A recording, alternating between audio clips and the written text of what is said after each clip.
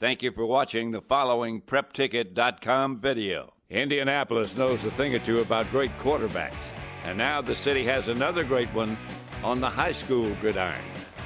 The Hoosier State has long been known as a basketball hotbed, from the famous Milan victory and Bobby Plump to the height of Hoosier hysteria and Damon Bailey. Even recently, with Greg Oden leading the charge, there's no doubt that hoops are hot in Indiana. But football takes no back seat, at least not anymore. Thanks in large part to Peyton Manning and the Colts, Indianapolis has embraced the pigskin, and this year we'll have a brand new palace to watch it.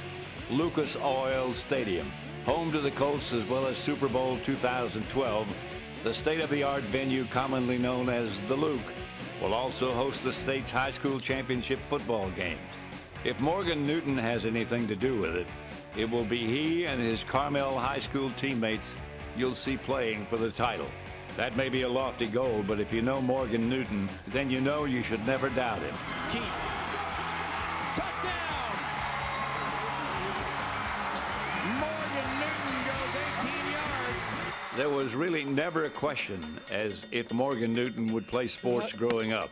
Really, the only question was how good he could be. I would say in Little League football, Morgan did some amazing things. He was the punter, the kicker, he was a quarterback, and he also played running back. So, and defensively, he played safety. So if he was playing 5 different positions, and he was very good at all 5. So we said, this guy has some football talent. He was always good with his hand-eye coordination. He could always catch well, and he could throw well, no matter if it's a football, a basketball, or a baseball.